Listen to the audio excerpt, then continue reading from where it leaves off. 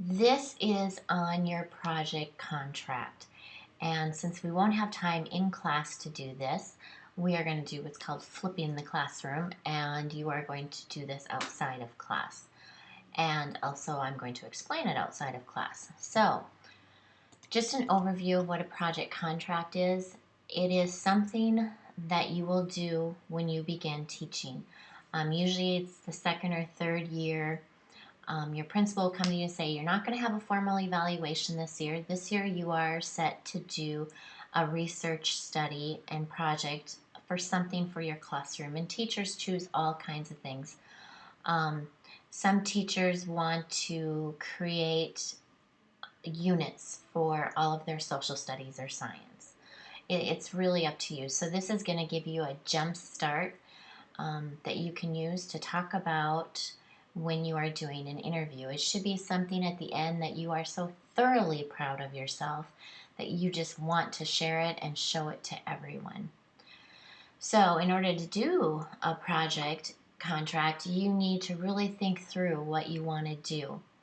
Um, you should also be very knowledgeable about the subject area, meaning you should know who the current researchers are, meaning you should read some articles. And for this project contract, I'm going to require 2 to 4 articles that you will read and write about at the end. So, for example, I have this example here. Let's say you're going to create a binder for writing ideas for 3rd and 4th graders.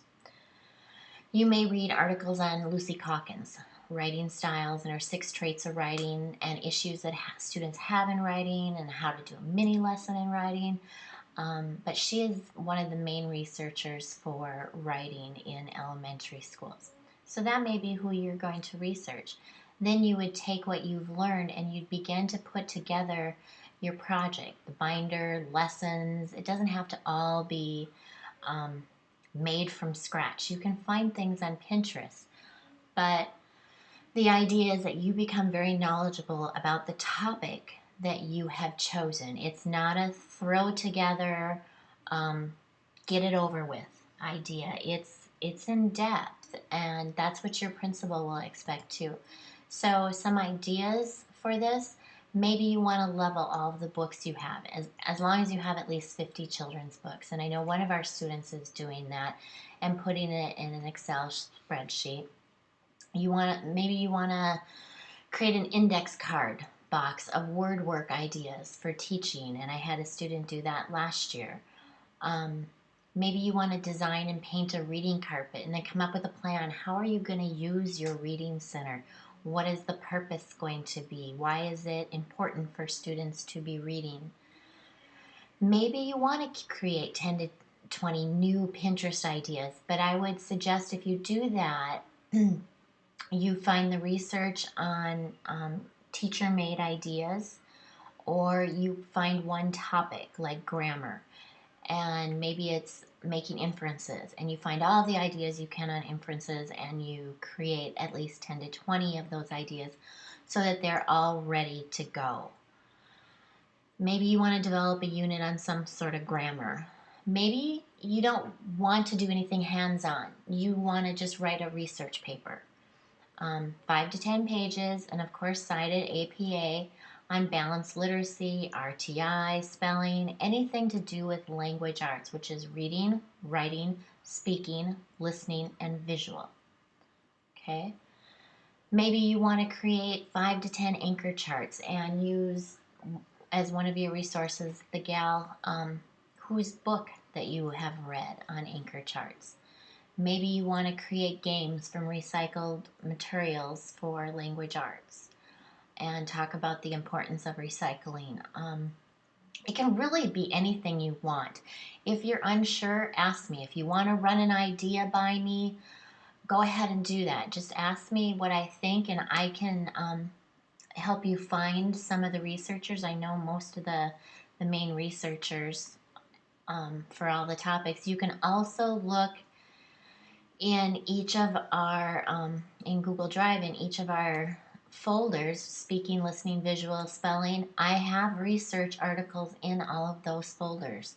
So you can go in those and find some research articles, or at least who is the main contributor in the research to those. um, areas. So make sure you're looking at the research in the folders. So you're going to create this project. More than likely it's going to be in a binder if that's what you do. But then at the end of it, I want you to write a 1 to 2 page paper discussing the importance of your project to teaching. And you will have to do that as a teacher too once you get to that 3rd year.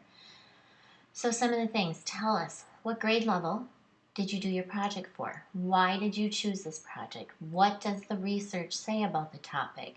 Include an APA reference list on a separate page in your paper. It's usually the last page all by itself so that you have a reference to go back to. And you can use EasyBib or BibMe. I'm not going to be the APA Nazi as far as looking at your APA, but do the best you can.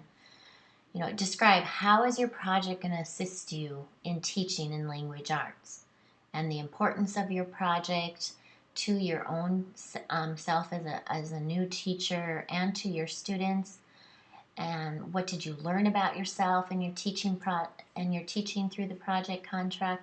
Just a very in-depth, reflective essay. And I am going to delete the essay that you need to write for language arts, and we're going to do this in place of it. So it's actually doing 2 things for just 1. So that should help a little bit at the end of the semester. So your project contract, when you're done with it, save it to a folder in Google Drive. And there's a folder, ZZ Project Contracts. They are due on or before November 26th, which is a Tuesday before Thanksgiving. You're going to do a 3-minute presentation, and I am going to time it because we're not going to have a lot of time. Presenting to the class what you did for your project contract. Just giving us an overview, showing us the samples of what you did. If it's a binder, we can pass the binder around. You could have a PowerPoint.